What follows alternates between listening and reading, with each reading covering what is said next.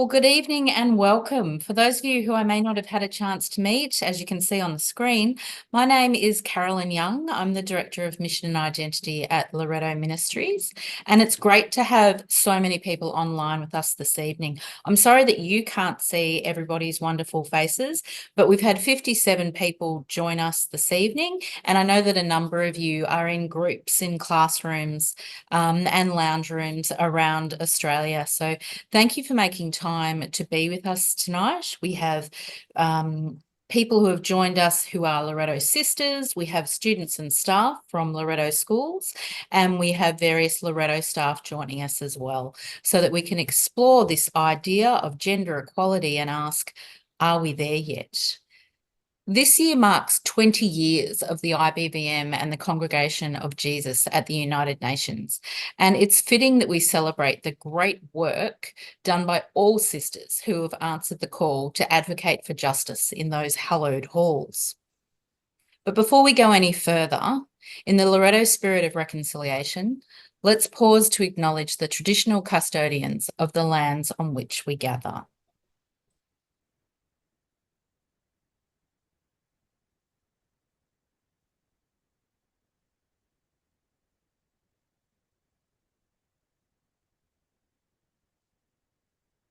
We acknowledge and pay respect to the past, present, and future traditional custodians and elders of this land.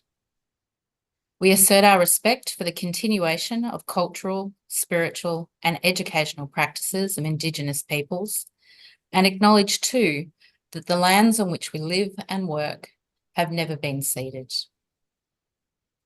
Let's take a moment to offer a silent prayer of healing for the pains caused by past and sadly present actions.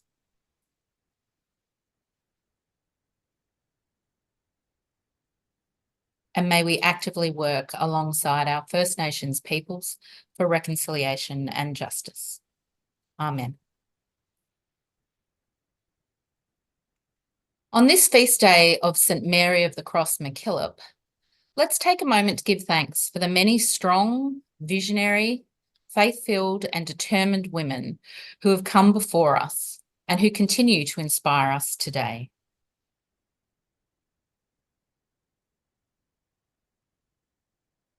When describing the inspiration she received from MacKillop, Mother Gonzaga Barry wrote, "I look upon Mother Mary as a saint, and I hope she will be the first Australian-born saint canonised. On the strength of what she told me, I made the foundation in Adelaide in 1905.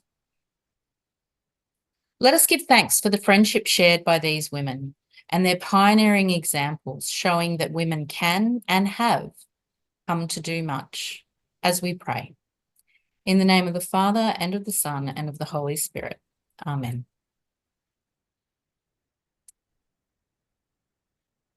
God of all blessings, you revealed in Mary MacKillop a sensitivity to the rights and dignity of every person, regardless of gender, race, or creed. May we learn from her to overcome fear and prejudice. Help us to value the goodness of each person and all the blessings of unity in diversity. We ask this through the depth and unity of you, our bountiful God, who holds all things in being. St. Mary of the Cross MacKillop, you lived from the heart of kindness. You served the very poor and needy. You bestowed dignity on all. Please pray for us. In the name of the Father, and of the Son, and of the Holy Spirit. Amen.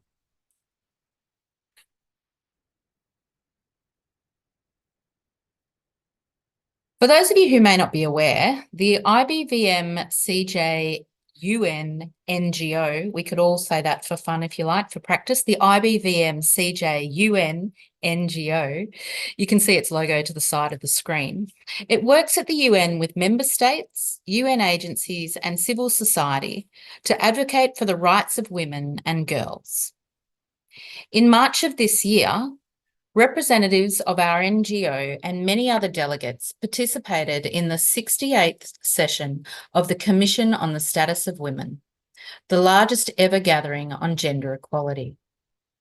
That commission saw over 2,000 events held around UN headquarters over 2 weeks and continued the work begun almost 30 years ago in 1995 at the Beijing Women's Conference. This conference resulted in the Beijing Declaration and Platform for Action and presented a very progressive plan for advancing women's and girls' rights.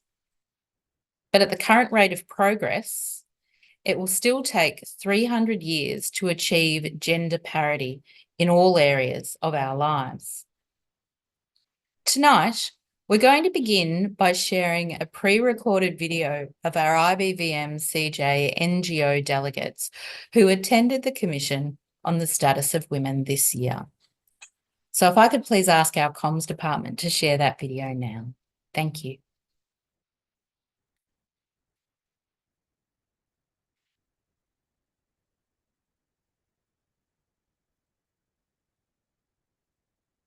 Hello from the UN NGO office in New York.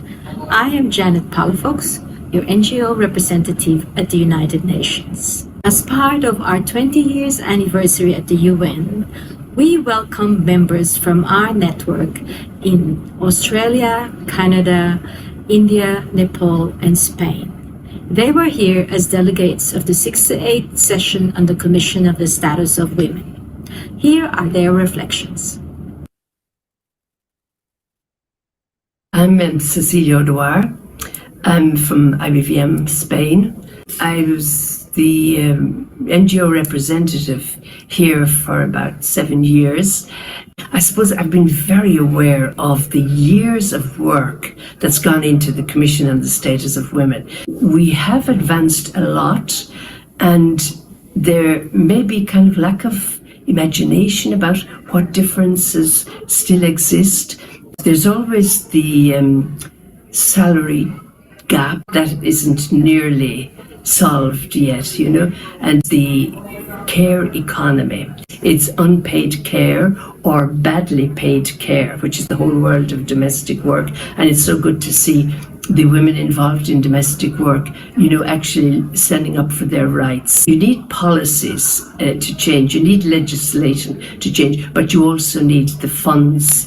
All of that can be done at a national level, but that has to seep down through all the different levels of governance within a country. This process of the, shall we call it the advancement of women, it is a long process. It takes time, it will take time, but it's nowhere near ending until we get to the point where both men and women actually are equal in every aspect of our life, really. I am Smita, belonging to Congregation of Jesus Nepal region. I am here for 2 months of immersion experience at the UN. So the favorite part of CSW would be the different culture, different attitude, different concepts able to express themselves. It was so remarkable when the member states negotiate on a particular conclusion or resolutions. That gives me a lot of hope in terms of back home in my community life, how I need to have this quality to negotiate, to listen, and then to give my opinion. My taking away from my experience, I would encourage students to be an advocate in terms of social justice related issues. They have a lot of values, my children in Nepal back home. They open the mouth, they speak wisdom, but they're frightened to open the mouth. So I will link them to the United Nations so that would give them an opportunity to be confident and to speak up. Hi, I'm Mary Eileen Donovan, and I am the present chair of the advisory committee for the IBVM CJ NGO. One of the things that the Secretary General said yesterday, my mother and her generation didn't work this hard to move women forward in their rights, to only have our daughters and granddaughters not even having the rights that we already have. And, we're moving backwards. I mean, that's what he was saying. We really need to work hard. They talked about the whole role of artificial intelligence. The woman that had done the research out of London, England, talked about the fact that she asked ChatGPT to do a story about a young boy and a young girl, and the significant difference that came up between the two stories because of the algorithms. The algorithms are determined by males. So she said, we need to not only have more women doing it, but we also need to start making sure that it responds to different information, like the United Nations information on gender equity and that kind of thing. I'm Sister Yvonne Hunter. I'm presently on the leadership team of IBVM Canada, but I am here because I was a representative who opened the UN NGO office in New York 20 years ago at the session sponsored by the Mission of the Holy See. What the Archbishop said particularly impressed me. He said what it's all about is the subjugation of some for the enrichment of others. And that's why the problem of poverty, and especially the poverty of women, is such a big thing. There was a woman who spoke at the one on trafficking, and they significant resources to pro bono work, particularly on the issue of trafficking, to go after getting compensation for victims of trafficking, and to take away the fruits, the economic fruits of trafficking from the people who are making money from it. Somebody from the Irish police had talked about the difficulty of prosecuting because often the victims of trafficking can't come forward or don't have the means or are afraid to do it. So they're looking at other ways to prosecute these people for things like money laundering. And one of the speakers also said, for the public at large to be aware of it and to look out for it. So if you're in a taxi, ask questions. Look at where your food is, who's delivering your food. Are they people who are being trafficked? And if they are, talk to them and also report it. Lauren Grant, and I'm one of the youth representatives. I'm very fortunate to be interning here for a few months supporting Sister Janet. Something that I found really interesting was the difference between the side events and the parallel events. So the side events were run predominantly by member states and UN agencies, whereas the parallel events happened outside the UN and were mainly run by civil society, so NGOs. During the side events, the member states seem to boast about how great their gender policies are and how great they're doing in terms of gender equality, whereas the parallel events really spoke about the grassroots issues. In terms of themes that I saw come across, the fear that gender equality is going backwards.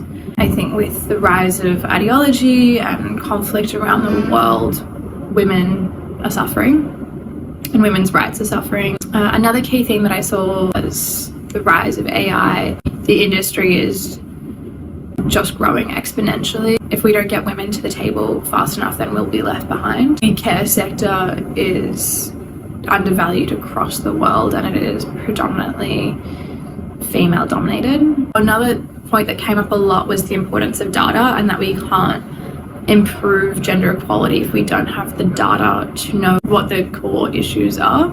I loved having the opportunity to meet so many young people who were advocating for youth voices. However, it was disheartening to see that these youth voices weren't really being listened to. I definitely feel like this is changing, especially with the Summit of the Future and the ECOSOC Youth Forum happening next month. I'm Sister Daisy, belongs to Congregation of Jesus. I come from Mumbai and I am happy that I got an opportunity to come here. I enjoyed that number of countries coming to UN. All are trying to bring women's grievances, especially where women are downtrodden and they have no human rights. Mainly Gaza, I was really touched to listen to, and I was impressed by the report from Poland helping Ukraine women. They were not poor, but the war made them poor and they lost their families, children, but still they are surviving with the help of many NGOs. When I go back, I get connected with the Loreto CJs, plus other people also, some other organization I came to know.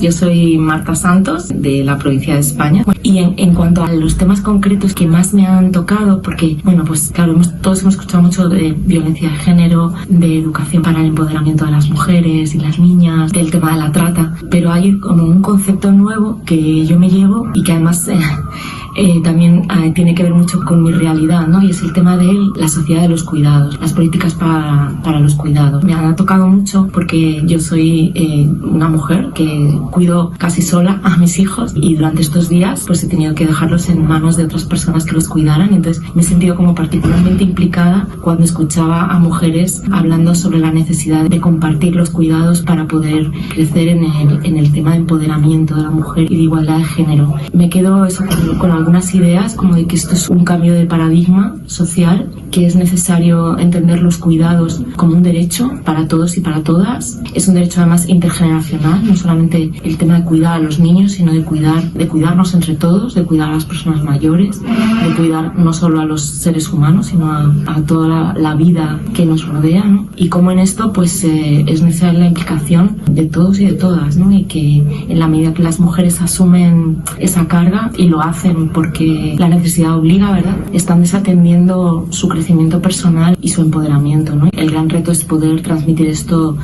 ojalá que podamos, ¿verdad?, hacerlo llegar a nuestros colegios, a nuestros antiguos alumnos, a la gente que se siente vinculada de alguna forma al instituto, ¿verdad? Y luego hacer crecer ese interés en España, que es un país que no tiene mucha tradición, ¿no?, de interés por los temas políticos internacionales, y mi reto es conseguir que esto vaya calando, que podamos hablar de estos temas desde una perspectiva más global.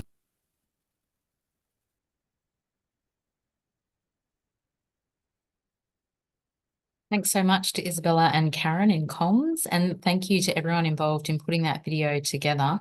I hope that those reflections have given you all some sort of idea of what it's like to be able to attend the Commission on the Status of Women. And certainly it's highlighted for me again a number of the different issues that we need to keep talking about and keep advocating against as we move forward seeking justice. But enough of listening to me. It's time now to introduce our panel, 3 wonderful Loreto women, and I thank each of them for agreeing to be with us this evening. The first panelist that I'd like to introduce you to is Lauren Grant. Hello, Lauren. Lauren graduated from Loreto Mandeville Hall Toorak in 2018 and has recently spent 6 months interning with the IBVM Sisters at the UN headquarters in New York. Lauren is passionate about closing economic gender gaps and works to empower young women to accelerate their early career development. Lauren has also been a driving force behind today's webinar, and I'm sure we all thank her for bringing us together today. Thank you, Lauren.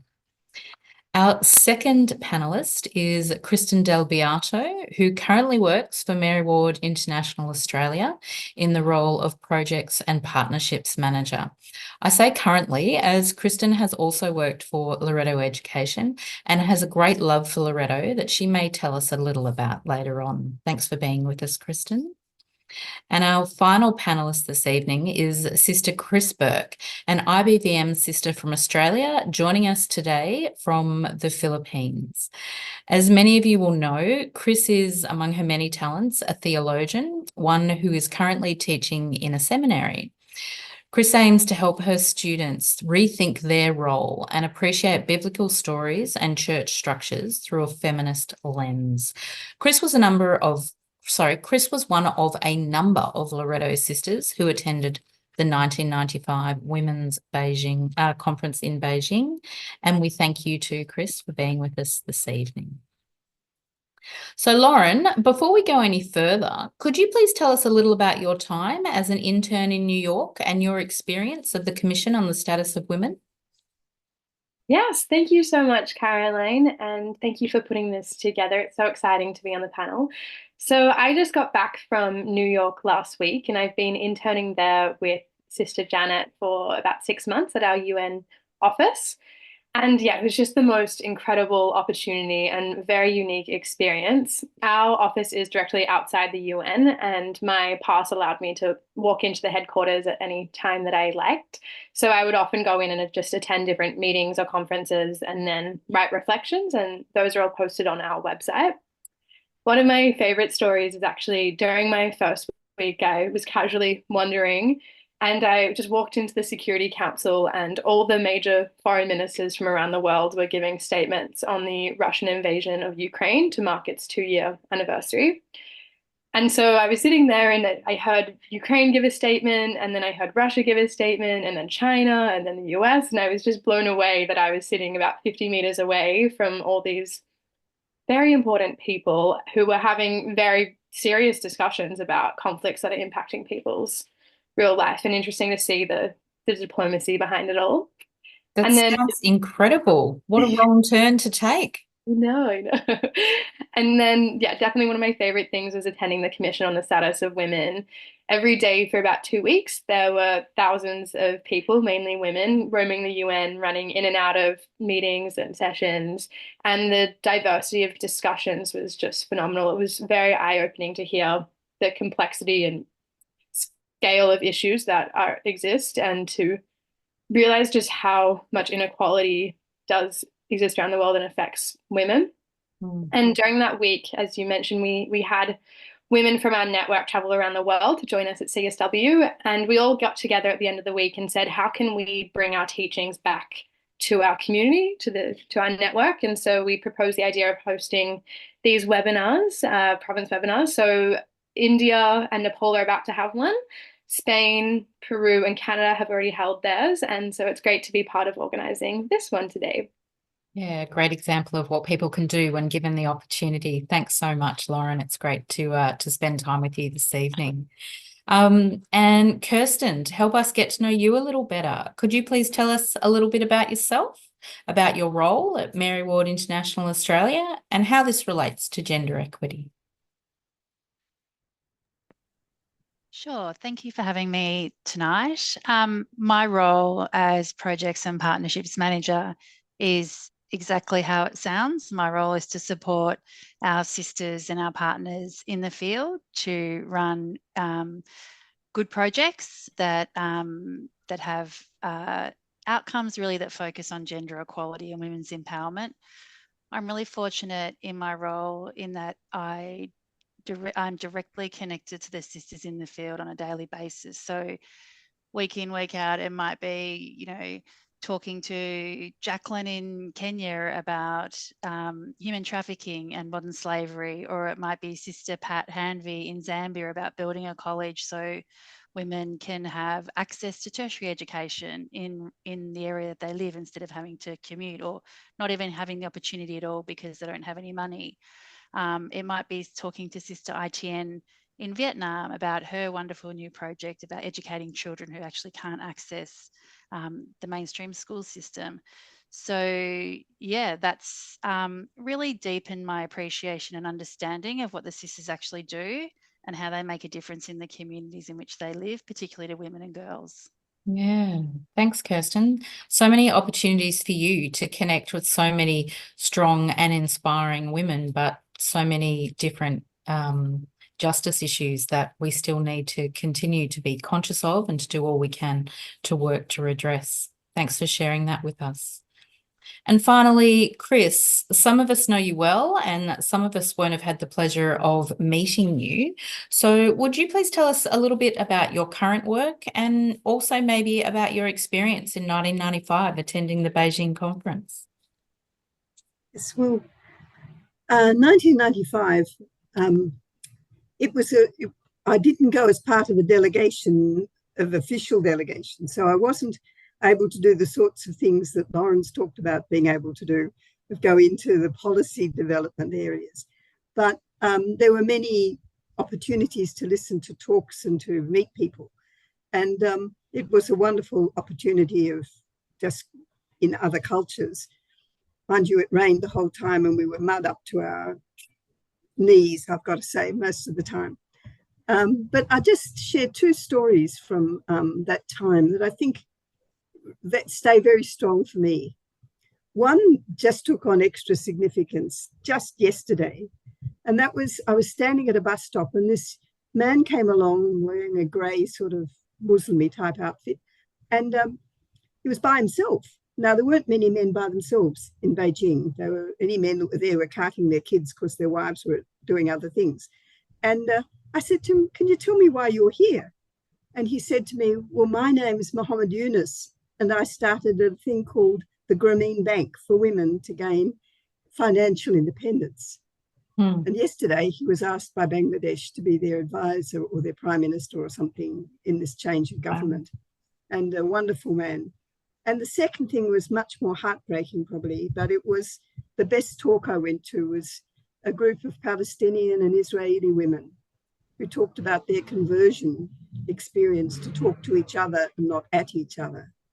And the basis of it was so their kids would not have to experience what they've experienced. And in the current context, it just breaks my heart to think of how many women like them are still trying to make that happen. Yeah. Here, presently, a lot different. I'm currently here in a study house for our sisters from Korea, East Timor, and I would live with the Korean CJ community, so it's a combined CJ IBVM house. And I lecture at a nearby seminary, a theology school.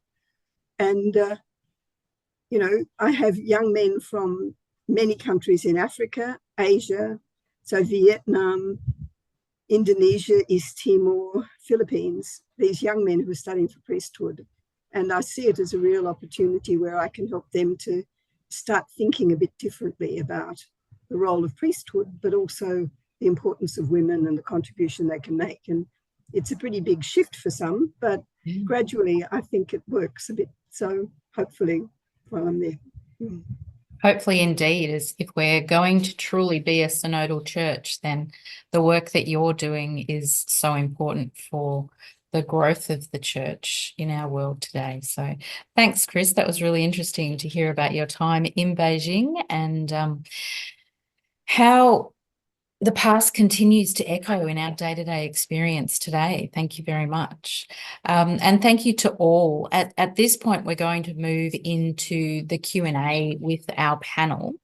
And for all of our listeners, throughout the Q&A, if you have any questions for any of our panel members, please type them in the chat. Only the panelists and our comms department will be able to see your questions, and we'll try to address the ones that we can after the Q&A portion has finished. So if you'd like to open up your chat, so you're ready to type in any questions you might have for us as we go along, please do so. But the first question that I'd like to begin by asking each of our panelists is, what does gender inequality look like today through your eyes? And can you give us any examples from your work or your own experience? Perhaps we'll begin with Lauren for this question. Thank you, Caroline. So yeah, gender inequality is quite complex and really manifests in different ways around the world. I'm going to focus this on an Australian perspective. And I think the biggest misconception I hear, especially amongst young women, is that we've achieved gender equality in Australia. This, of course, is not true, with the biggest indicators being the scale of domestic violence. I think we've heard a lot about that in the headlines recently. And then our gender pay gap and lack of women in leadership are all issues I really care about. I do think violence against women is the most pressing issues we're seeing at the moment. I don't personally work in that space, so I'm not the one to talk about it. But just to mention briefly, one of the interesting points I heard at CSW, which is the Commission on the Status of Women, is that there is data to suggest a positive correlation between economic equality and domestic violence. So as we see the empowerment of women in the workplace increase, we also see violence against women in the home increase. So that is obviously quite concerning and something that I was taken aback by. I am quite passionate about economic equality and have done a bit of work in the youth space. So over the past 12 months, I started a social enterprise that focuses on closing early economic gender gaps by making mentorship and career opportunities more accessible to young women. Economic inequality is quite a layered issue, and it's often accredited to the fact that women tend to leave the workplace for caring responsibilities. And whilst this is a significant contributor, there are still so many barriers that impact women's career development and gender pay gap and leadership inequalities. But they happen before a woman kind of reaches that child caring age. So I focus on how can we empower younger women earlier to overcome those barriers. And what I've noticed is that women tend to have weaker career networks, which means they're actually less likely to know what opportunities exist and how to get there. So, for example, I personally studied finance, and I didn't really have any female friends who were applying to finance jobs. But when I talked to my male peers, they had been preparing for months and were all helping each other out to get internships at the most competitive firms. And how that translates economically is the jobs they were going for were about $120,000 starting salaries. And the jobs I was going for were about an $80,000 starting salary. So that economic pay gap early on is a $40,000 difference, which is crazy when the only thing that's stopping me from getting that $120,000 job is mentorship and access to knowledge of those opportunities. And so I think when we look at the gender pay gap, looking at early on is actually really important, and assessing how many women are actually applying for these jobs, because often firms will hire equally, but if you actually look at the data behind it, there's significantly fewer women applying. So I think we really need to empower our young women to create those networks and to give them the skills to accelerate their early career development. So yes, those are my areas of interest, but of course through the UN I've heard quite a diverse array of issues that exist out there. Yeah. Thanks so much for sharing that, Lauren. Your experiences are no doubt eye-opening for a number of our student audience members today. Thank you for sharing. And Kirstin, in your role, you would have quite a unique view, I'm sure, of what gender inequality looks like in a variety of different places in our world today. Do you mind sharing your thoughts with us, please? Sure, happy to. I will just say that sounds very interesting, what Lauren was talking about, just in terms of my personal experience. I would absolutely agree with that. But then to add, that next phase of going into child caring and having children, that's, it's sort of the gap just keeps going really, to the point where, I had, that slow start again, that lack of mentorship. But then, once you have children, that's when you have to start making those decisions about full-time or part-time work. What's the best thing for the family, or whatever your personal situation is. And my eldest child is now almost 20. So it's been 21 years since I've really worked full-time. And at 48 years old, I've got 20 years left in the workforce. And at this rate, I will be able to retire on a grand total of $10,000 a year, because not only is my income affected by working part-time and not having the career advancement because I've been working part-time, and all the perceptions around that, but my super, I have no super. And that is a huge issue with women in Australia. So yes, absolutely about gender equality or inequality. It's very much not resolved in Australia. So that's my personal situation. And it's replicated right across our nation. I know that for sure. In terms of the work I do, gender inequality looks very different in every community we work in. So in 2023, Mary Ward International supported gender-focused initiatives in dozens of communities across, I think, 9 countries. And there is absolutely no one-size-fits-all to address gender inequality. And what we say is context is critical. And each community, I think, forges its own path into achieving gender equality. And also each country or each community even is at a different stage. And also I think each community faces its own unique challenges. So front and centre in my mind would be the women of Ostico in Timor-Leste, where our sisters live at the moment. Timor is an incredibly strong, patriarchal, social structured nation. The country I think has been independent for probably 22 years. And it's still in the early stages of decolonisation. So before that, they had a war for independence, and then before that, I think they had 400 odd years of colonisation by Portugal. So the women in Ostico are still the sole caregivers to their children and to their extended families. They still look after the home. They still go and fetch the water from the creek or the local tank. And then once they've done all that, they then will go and work on the family farm to bring an income in for their family. So I would say if you look at that situation, there's a lot to overcome. But if you look at the strength of those women, or you look at that perspective, I would say that all of those challenges have made those women incredibly industrious. So for them, for their path, what they've told us as funders of their programs, their path to gender equality is through the empowerment, sustainable livelihoods and economic independence, because they've already got the skills. They're already industrious. They know how to start a small cooperative. When we visited there, I think in May last year, we travelled all around Bacau, which is kind of a large region around where our sisters are. And there were women everywhere who had set up their own cooperatives to get an income. And a lot of that started during the war when a lot of the men were murdered and killed during the war. And so women had no option. They had to start their own businesses to get money. So that's quite a different story, I think, to when we look at the work that's being done in India. And one of our focus areas of the sisters there is the work in the Darjeeling tea estates. So there, the British left 70 years ago, I would say, but it's still very colonial in its setting. So if you work on a tea estate in Darjeeling, you would live on the tea estate, but you wouldn't own the house. So you would have to be working and picking tea leaves every day to stay in your home. So if you got sick and you couldn't do that work anymore, you would be evicted. In that case, many women decide to pull their children out of school and get them to pick leaves so they can stay in their home.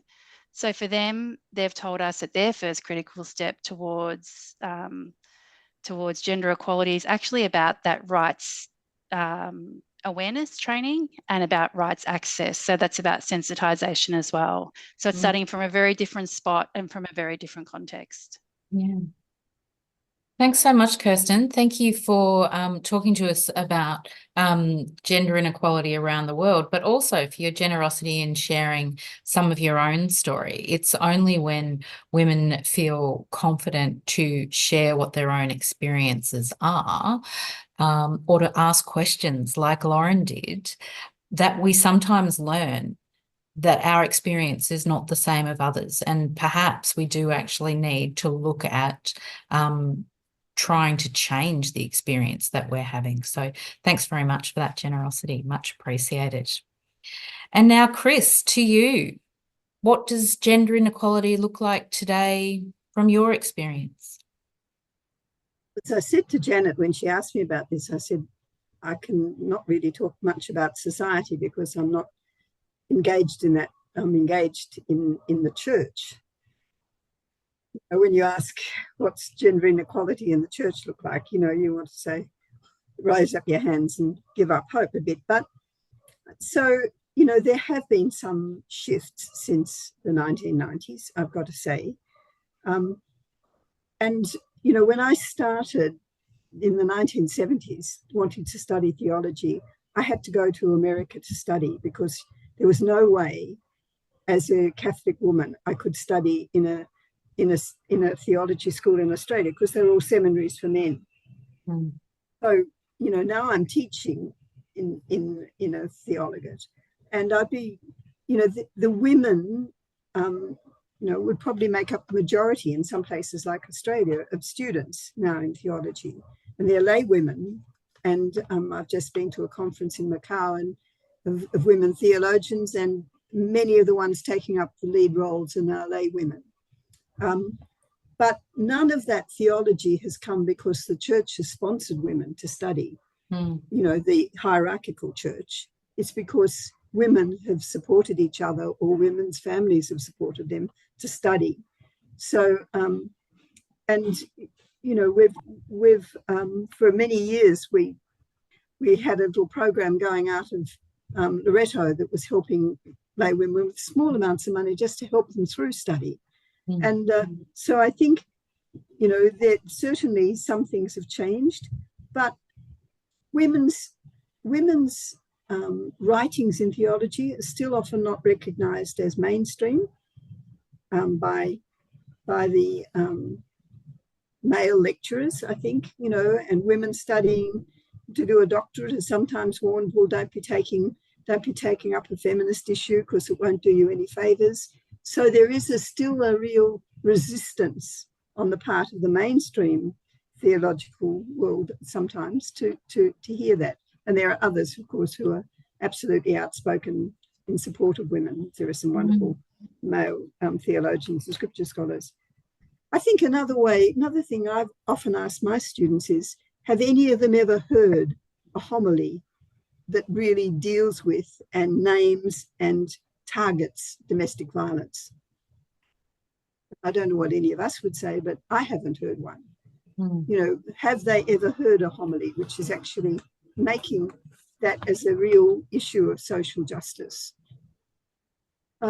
Clearly, women are moving into many more positions of decision making or at least of consultation in the church. And the synod last year and this year is a wonderful example of that. But it's still a very small number of women in comparison to the number of men who are there. But they've had some very key roles. So I think the institutional mechanisms which the Beijing conference did address, that's the sticking point for women in the church, I think, because some of the institutional sort of barriers, and ordination is a clear one of those. But at present there's a lot of discussion about women as deacons or priests, and I can understand some of the reluctance if we're trying to get everybody in the church to realize that every baptized person has a responsibility. We don't want a whole lot of extra people taking the key roles at the top. So I can understand some of the reluctance to go slow. But on the other hand, it's all based in some fairly unsatisfactory theology that sees women as different as so different from men that there's no room for recognizing the equality. So I think there's a lot of work still to be done. But, I take a lot of hope actually from the young men I'm working with. One of them said to me, this last year, he said, I have had to have a total conversion in this course because where I come from, women can't do anything like that. But I'm starting to see that I have to change and that the whole way we can operate has got to be different. So I draw hope that there are young men open to that change. And it keeps me going to know that many of them do respond positively and recognize their own blocks to change, because they all come from very patriarchal societies. Yeah, I can imagine. I can imagine, and that's wonderful to hear, and a wonderful affirmation of the work that you're doing too, Chris. Some of the things that you said was so disheartening. It was wonderful to hear that story of hope, but another one of the hope-filled points that you shared was the Loreto sponsorship of women to support them to do study. It's one way that the Loreto community has tried to progress gender equality, and a lovely segue to our second question for tonight, which is, how has the Loreto community progressed gender equality, and what more can we do? So for this question, we might start with Kirstin. That was unexpected, but thank you.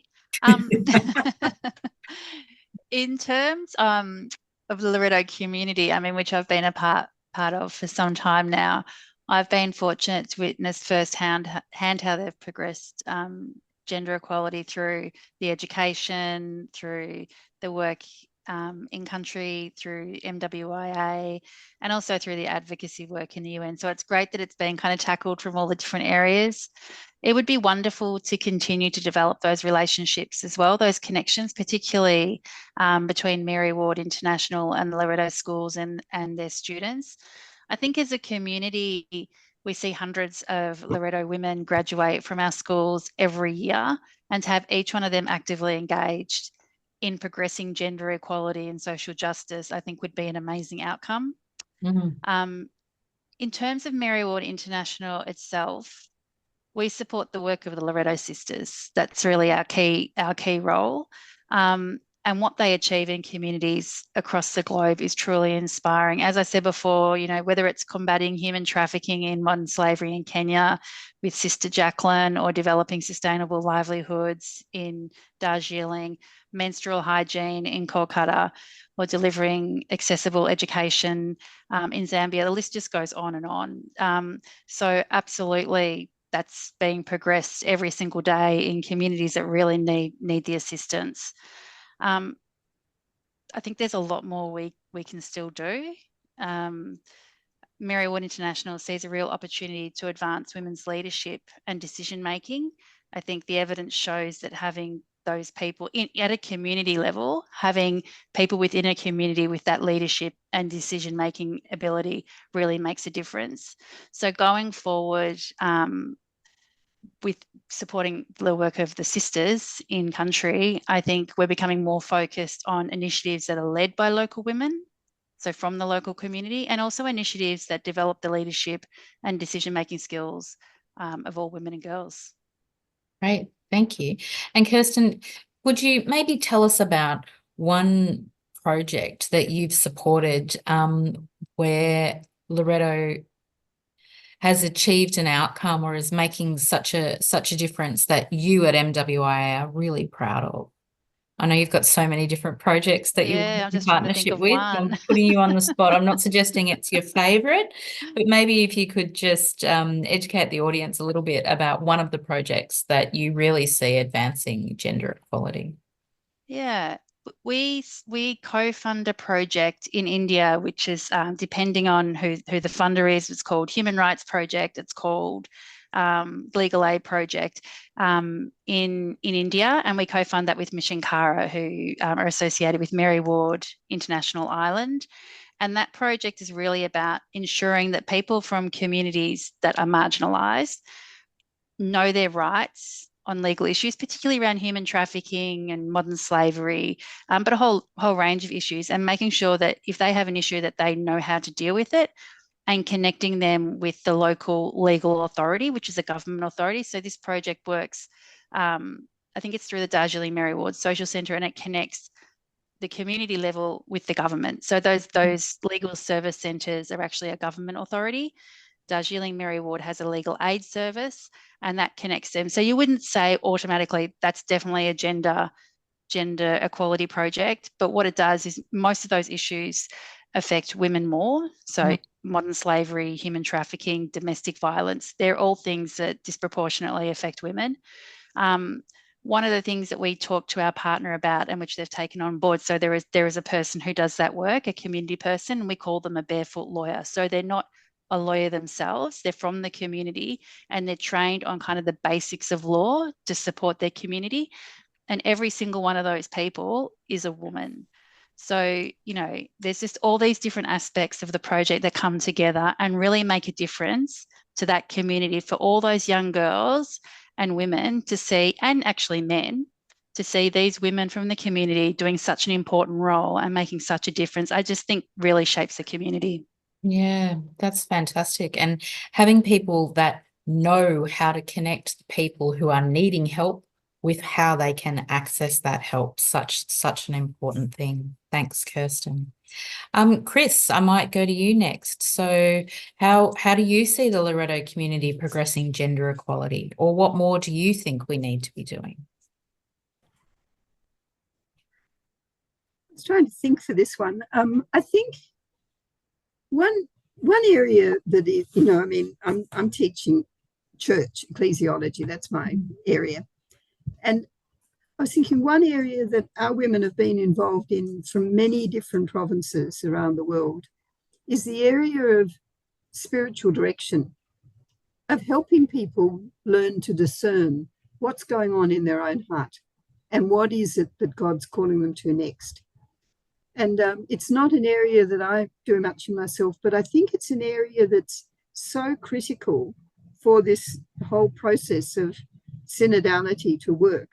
It is that we learn to step back and listen to our own hearts and to, what's coming up there that is drawing us into some action. Back in 1617 or something, Mary Ward said to the women, she asked the young women who joined her, she said, in what way are we so inferior that they describe us as but women? And 400 years later, you've got to say those same question is quite valid. In what way do they just see us as only women doing these things? There are so many roles that women are working in as spiritual directors, as people working in prisons, as people working in care of souls, and yet they've got no way that gives them any official role in that. Our church is, when you look at Jesus's life, it was all about healing and preaching and teaching and things like that. Most of the teaching and the healing for hundreds of years has been done by women. And, but there's no recognition that that is a core imaging of Christ. That is us living out the Christ life. And so I think that sometimes they think the image has to be this male person standing there and saying, peace be with you. Well, that's part of it, but it's really, I think, critical that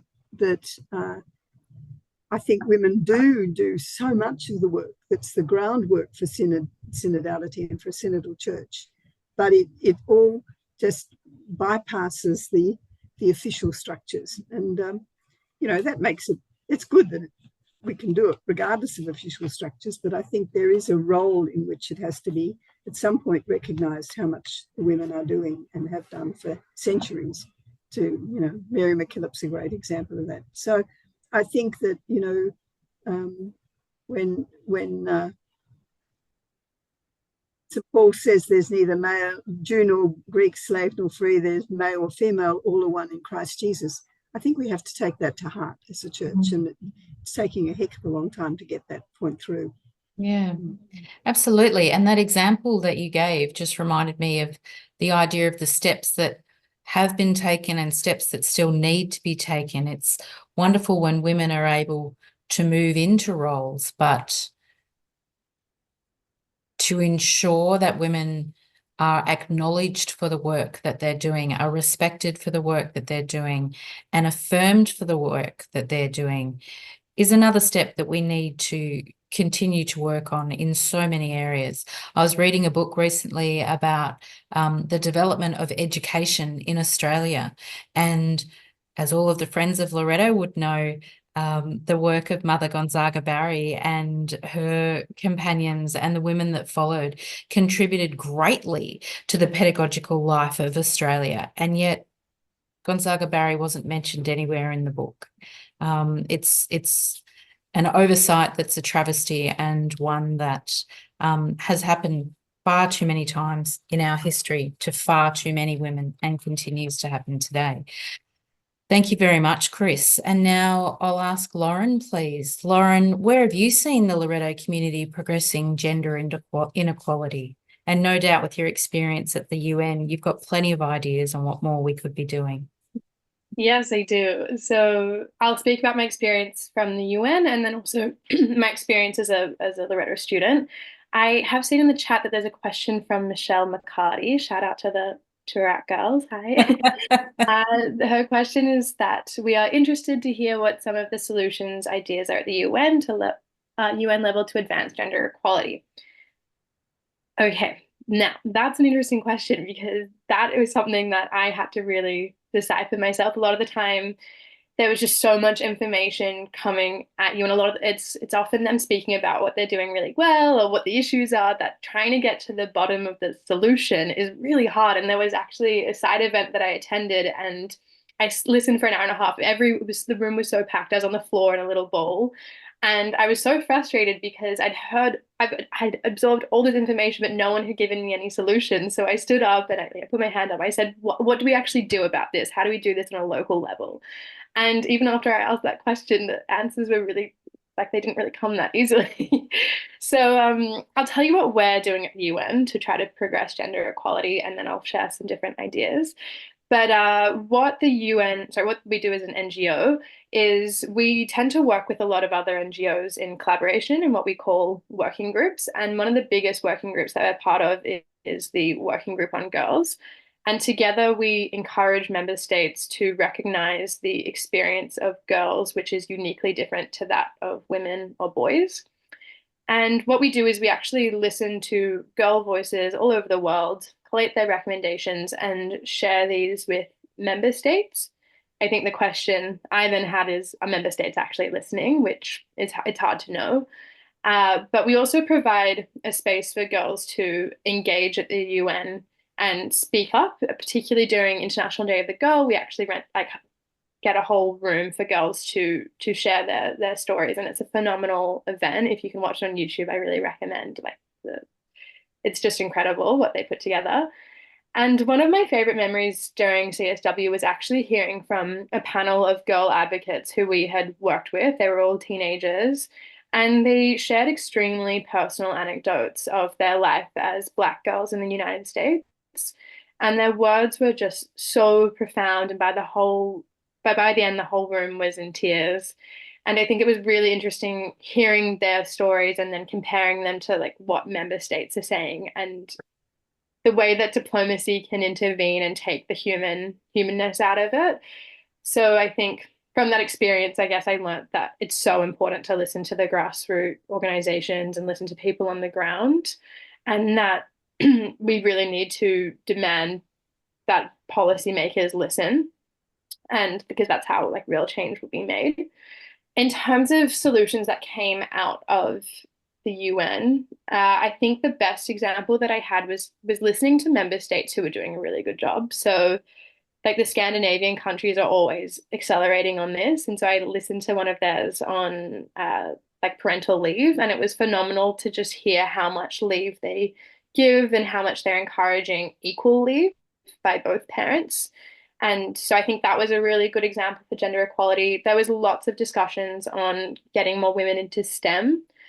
In terms of solutions on that, it's a tough one. I personally think that to get more women into STEM, we do really have to change perspectives early on. And I think a lot of the time women are held back, or young women are held back from fear of failure. So recently I was talking to my sister about going into engineering, and she said, I'm just worried it'll be too hard. And I said, no one of your caliber with your grades who's a guy is going to think engineering is too hard for them. You are so smart. You can definitely complete a degree in engineering. And it was just this fear of failure that I see in so many women that can hold us back. And I think STEM has a perception of being particularly difficult. And so I think we just really need to encourage young women to pursue those and create networks for women to explore those opportunities. Yeah. Sorry, I rambled on about that. Just quickly on the as a Loreto community, on my experience as a past pupil,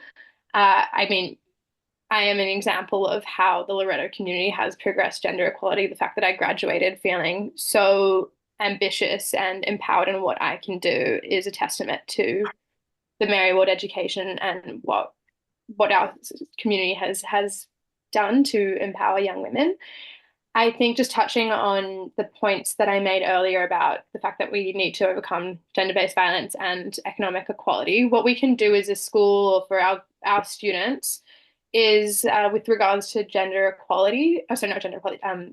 violence, is I do think we need to equip our girls with tools to deal with gender-based violence. I think obviously we need to eradicate it, and we need we need to change the laws and educate our boys, but ultimately it will still exist. So we need to reflect on what are we teaching our girls about the different types of abuse, what are the warning signs, and what are some tools that they can use.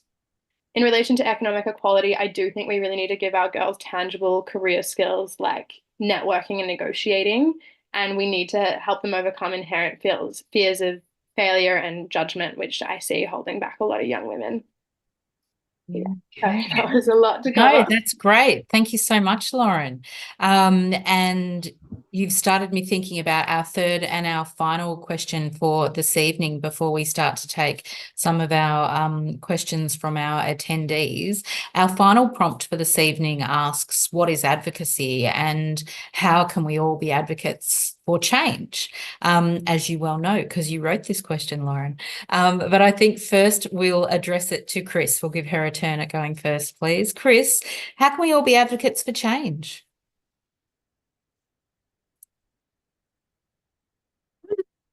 That we've been encouraged to do for the first time in the Catholic Church, where we always were told to pray, pay and obey, is to speak honestly and to speak up for what we really do hold.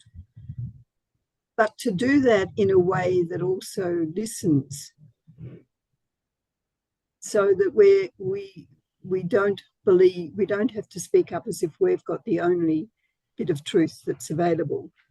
I think the polarization in so many areas of our world and church tell us that that doesn't lead anywhere. So I think to be advocates, I think we all have to learn to maybe women speak up more. I often note if there's a public lecture, the first 4 or 5 questions will always come from guys.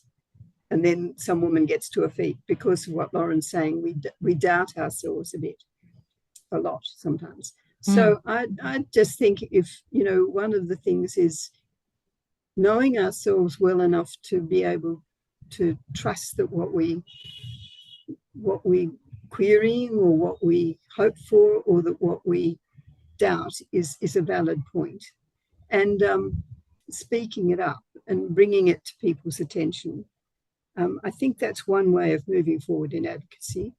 For me, I know it's supporting the younger women who are moving in theology spaces, because, you know, it was so good for me in this recent theology conference I went to see young lay women moving into key roles in theology. And I think the experience, we've had nearly 1,500 years of sort of saying the way to holiness is to be celibate.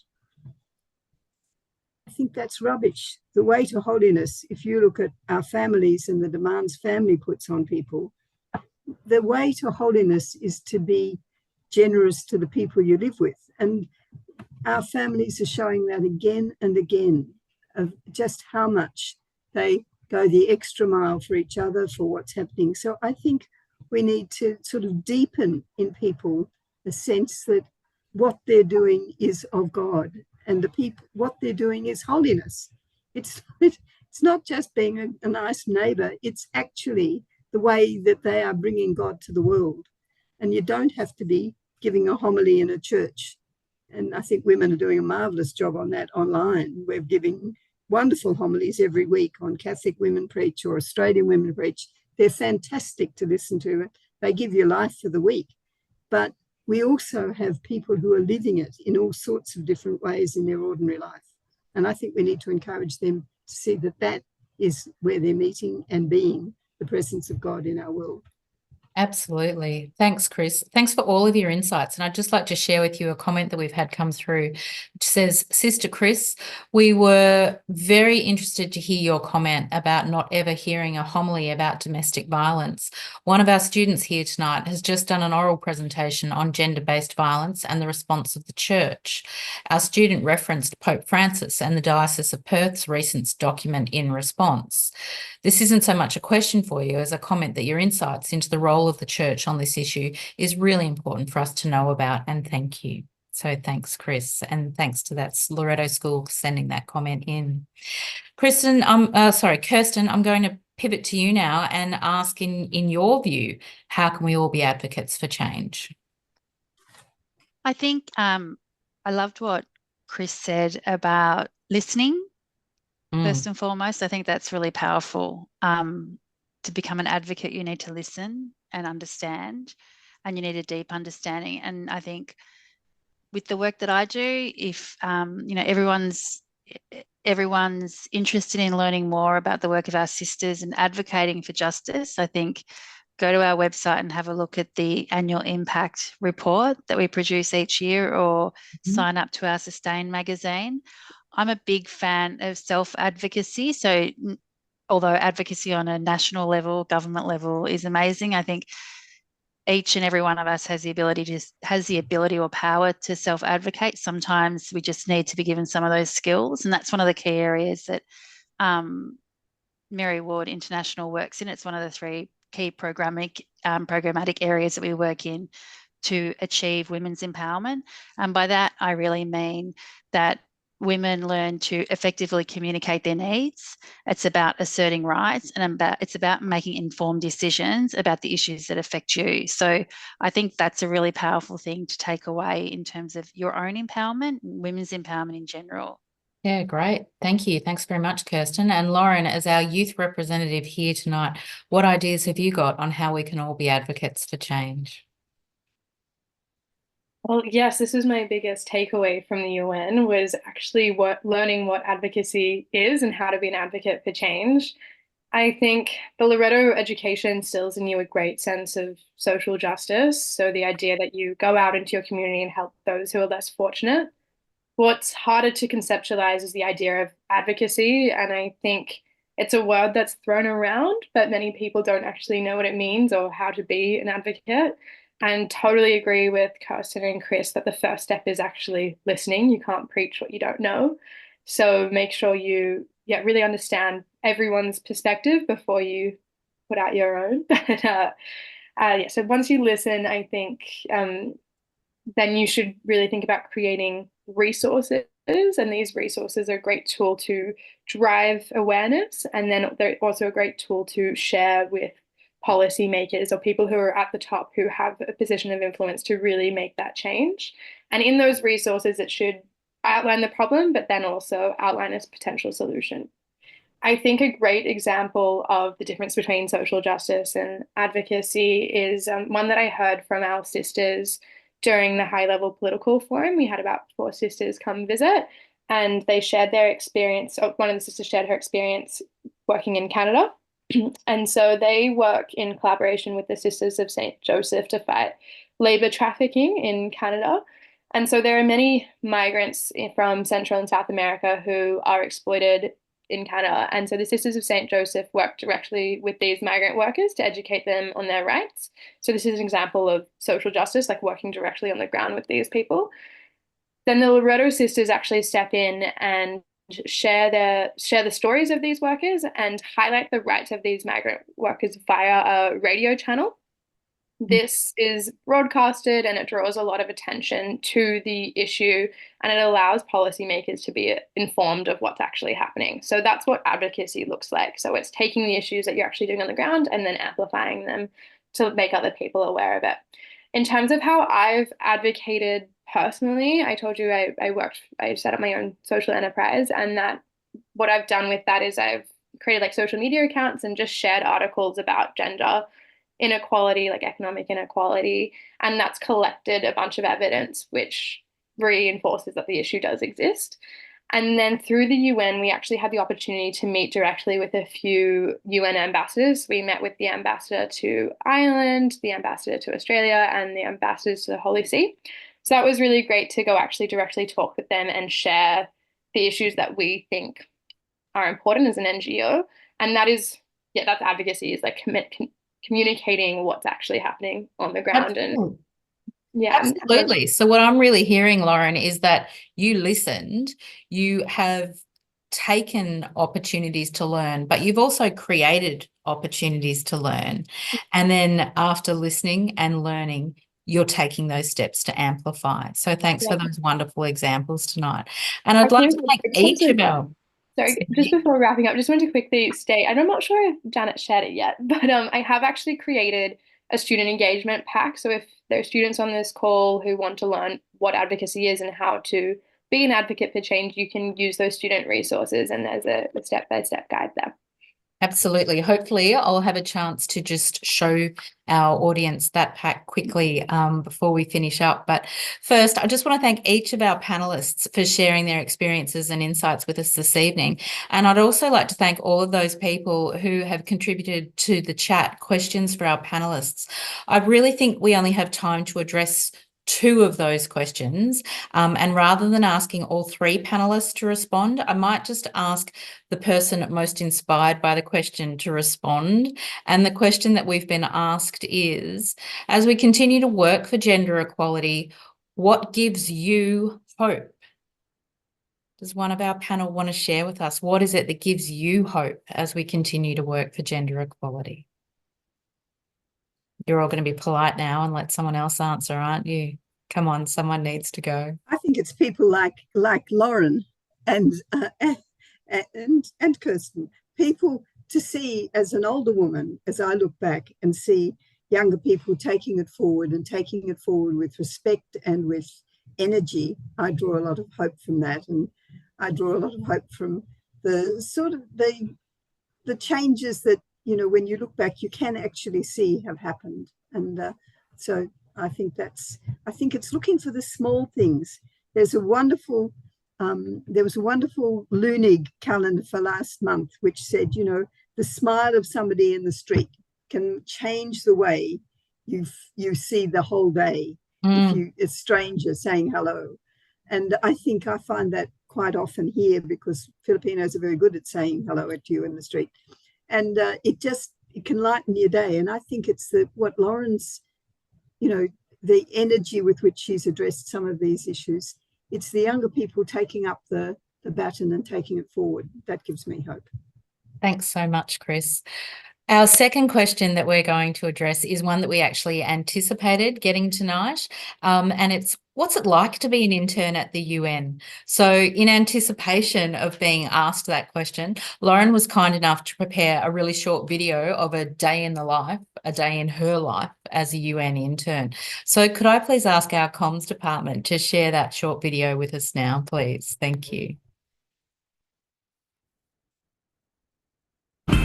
Hey, I'm Lauren, and I'm going to show you what it's like to be an intern with the IBVM UN NGO. So my day began with a quick subway ride to Manhattan.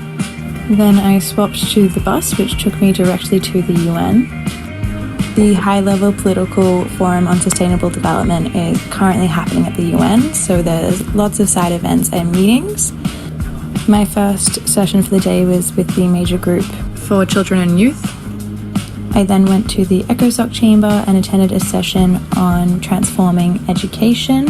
This relates to SDG 4. After this, I went to my favorite room, the East Lounge, and did some work. This involved preparing posts for our social media and writing an introduction for our afternoon side event. And then I popped back to our office, which is just across the road from the UN.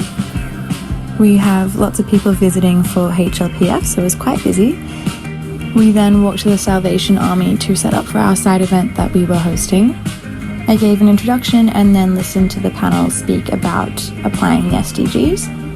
Finally, I came back to the office and wrote a concept note for a video that I'm putting together. After work, I met my UN intern friends for a sunset picnic and got a beautiful view of the city skyline.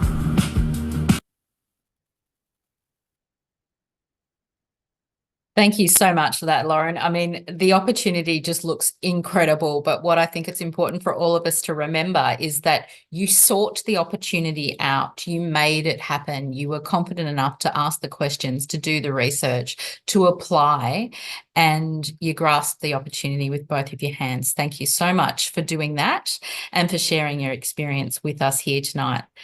On behalf of everyone that's attending tonight, I'd like to thank each of our wonderful panellists for sharing their knowledge, their experiences, their insights with us. And I'd especially like to thank Lauren for developing the concept of this webinar so that we could all be provoked to reflect on how we can support gender equality in today's world.